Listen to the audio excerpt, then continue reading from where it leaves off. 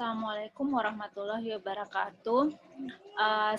Salam sejahtera bagi kita semua.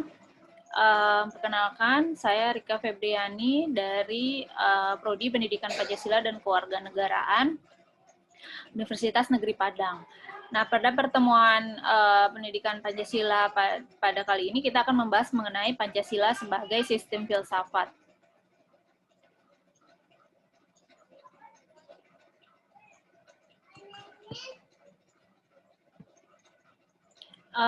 Pertama, ini susunan dari penjelasan yang akan disampaikan pada sesi ini. Mulai dari pengertian filsafat, kemudian apa yang akan dipelajari dalam filsafat, ada dasar ontologis, dasar epistemologis, dan dasar aksiologis dari Pancasila. Dan di pertemuan selanjutnya kita akan membahas mengenai hakikat sila-sila Pancasila. Nah, Pancasila sebagai sistem filsafat. Ketika kita berbicara mengenai sistem, maka yang perlu diingat adalah sistem itu apa ya sebenarnya ya. Sistem itu adalah kesatuan ya, kesatuan yang di dalamnya terdapat bagian-bagian yang saling berhubungan dan saling bekerja sama untuk mencapai satu tujuan tertentu ya. Nah, berikut ini adalah ciri-ciri dari sistem ya. Dia ada bagian-bagian mempunyai fungsi tersendiri di dalam bagian itu, saling berhubungan, saling ketergantungan, dan terjadi dalam suatu lingkungan yang kompleks.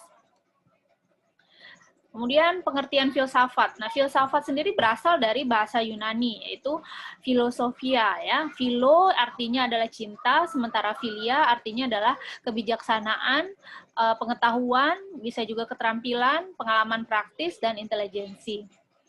Nah, ketika seseorang mempelajari mengenai filsafat, maka manusia itu mencari kebijaksanaan hidup ya. Dia berusaha mencari konsep yang bermanfaat, yang berguna bagi peradaban manusia.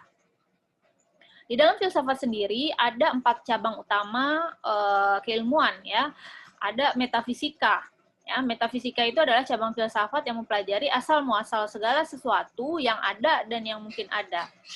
Kemudian epistemologi. Epistemologi adalah cabang filsafat yang mempelajari mengenai seluk-beluk pengetahuan. Dan yang ketiga adalah aksiologi. Aksiologi adalah cabang filsafat yang mempelajari mengenai hakikat nilai. Kemudian logika. Nah, logika adalah mempelajari tentang aturan-aturan berpikir secara rasional.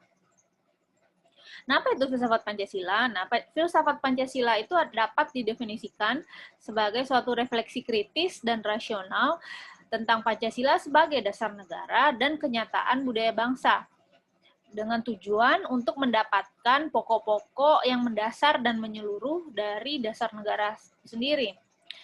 Menurut Abdul Ghani, tahun 1998, Pancasila itu adalah hasil permenungan jiwa yang mendalam dari founding fathers kita, Soekarno, Hatta, Muhammad Yamin, ya, sehingga hasil dari refleksi itu dituangkan ke dalam suatu sistem. Kemudian kita masuk ke dalam dasar ontologis Pancasila. Ketika kita berbicara mengenai ontologi, ya, itu adalah hubungannya dengan isi dan susunan sila-sila, tata hubungan, serta kedudukannya. Sementara menurut Kailan pada tahun 2002, dia menyatakan bahwa dasar ontologis Pancasila itu adalah manusia, ya. Manusia Indonesia yang sifatnya monopluralis. Mono artinya tunggal, plural artinya banyak. Jadi manusia yang bisa hidup secara sendiri, namun bisa juga hidup secara bersama. Nah, manusia Indonesia inilah yang menjadi dasar adanya Pancasila, menurut Kailan 2002. Sementara itu, menurut Notonegoro pada tahun 1983, dia menyatakan bahwa ketika kita menuliskan Pancasila, maka kata tersebut harus disatukan, ya. Walaupun arti panca dan sila itu saling berbeda, tapi penulisannya harus disatukan karena itu mengartikan satu sistem, bukan dua buah sistem. Nah, nama Pancasila yang menjadi dasar negara itu bukan istilah yang diperkenalkan Soeharto tanggal 1 Juni di sidang BPUPKI, bukan pula Pancasila yang ada di dalam kitab Stasoma, dan bukan pula yang ada dalam Piagam Jakarta. Ya, walaupun itu adalah peristiwa-peristiwa historis yang muncul nama Pancasila. Tetapi Pancasila yang kita kenal sekarang adalah yang terdapat dalam alinea keempat pembukaan Undang-Undang Dasar 1945. Ya.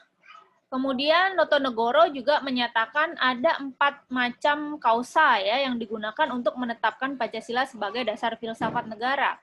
Yaitu ada kausa material, kausa formal, kausa final, dan kausa efisien. Nah, Anda diminta untuk mencari masing-masing dari 4 kausa ini. Ya, silahkan didalami istilah-istilah ini. Apa yang dimaksud dengan sebab materi, sebab bentuk, sebab tujuan, dan sebab asal-muasal karya. Kemudian, dasar epistemologis. Apabila kita berbicara mengenai epistemologi, dia berkaitan dengan sumber dasar pengetahuan Pancasila. Nah, Pancasila itu didapat dari abstraksi dan penyederhanaan terhadap realitas yang ada dalam masyarakat Indonesia. Nah, kita tahu bahwa Indonesia itu terbentuk dari lingkungan yang heterogen, ya, sifatnya multikultur, ya, multi etnik, dan dengan cara menggali nilai-nilai yang memiliki kemiripan dan kesamaan sehingga terbentuklah Indonesia. Nah, Pancasila memiliki kebenaran korespondensi. Korespondensi itu artinya saling terhubungan, ya. Hubungan antara realitas dan konsep yang ada dan dialami oleh manusia Indonesia. Jadi tidak hanya sebatas pemikiran, tapi juga realitasnya apa. Jadi ada hubungan kebenaran yang sifatnya korespondensi, ya. Nah, manusia kembali lagi menjadi subjek dari kebenaran ini. Nah, sumber pengetahuan Pancasila ya dapat ditelusuri melalui sejarah terbentuknya Pancasila. Dalam penelusuran sejarah mengenai kebudayaan yang berkait dengan lahirnya Pancasila sebagai dasar negara, maka ada tata nilai dan budaya masyarakat Indonesia di dalamnya. Kemudian dasar aksiologis. Apabila kita berbicara mengenai aksiologis, itu terkait dengan nilai, ya, penilaian atas nilai. Nilai itu berhubungan dengan kajian mengenai apa yang secara intrinsik bernilai, ya, intrinsik itu dari dalam, ya, bernilai dalam dirinya sendiri. Dan apa yang disebut dengan nilai instrumental, itu bernilai sejauh dikaitkan dengan cara mencapai tujuan. Misalnya, di dalam filsafat ada namanya aliran hedonisme, ya, yang menjadi nilai intrinsik di dalam aliran hedonisme adalah kesenangan, ya. Jadi tapi pengertian hedonisme ini yang harus kita ingat adalah hedonisme yang kita kenal sekarang ini mengalami pergeseran nilai menjadi sesuatu yang negatif. Ya. Padahal sebenarnya hedonisme, konsep hedonisme itu pengertiannya itu netral, ya. Tidak masalah apabila orang menginginkan kesenangan di dalam hidupnya. Toh manusia adalah makhluk yang mengejar kesenangan dan menghindari penderitaan, ya. Nah, konsep hedonisme itu yang salah berlebihan, ya. Apabila menyatakan kesenangan secara berlebihan, ya. Kemudian ada aliran yang namanya utilitarianisme, ya. Utilitarianisme menganggap bahwa nilai manfaat itu digunakan bagi kebanyakan orang. Ya, yang menjadi patokannya adalah nilai manfaat, ya, bagi kebanyakan orang. Misalnya kebijakan-kebijakan publik yang diambil itu harus dapat memberi manfaat bagi kebanyakan orang, tidak hanya segelintir kelompok atau kepentingan saja, ya. Itu dalam aliran utilitarianisme. Nah, bagaimana dengan nilai intrinsik Pancasila? Nilai intrinsik Pancasila itu adalah hasil perpaduan antara nilai asli milik bangsa Indonesia dan nilai yang diambil dari budaya luar Indonesia. Apa misalnya? Nilai budaya luar dari Indonesia. Misalnya budaya-budaya dari Arab, budaya dari Hindu, Buddha. Nah, itu kan kebudayaan yang asalnya dari luar Indonesia, ya. Itu mempengaruhi kebudayaan di Indonesia. Jadi tidak hanya di dalam tapi juga di luar. Nah, kekhasan nilai yang melekat dalam Pancasila terletak dalam diakuinya nilai-nilai ketuhanan, nilai kemanusiaan, persatuan, kerakyatan, dan keadilan sosial sebagai satu kesatuan, ya. Nah, itu nilai-nilai yang ada dalam Pancasila ini kan abstrak ya sifatnya. Nah, itu kemudian harus dapat dituangkan ke dalam realitas kehidupan ya. Kemudian sebagai nilai instrumental ya, itu nilai intrinsik tadi ya. Nilai instrumental mengandung imperatif ya dan menjadi arah dalam mewujudkan cita-cita negara bangsa ya. Misalnya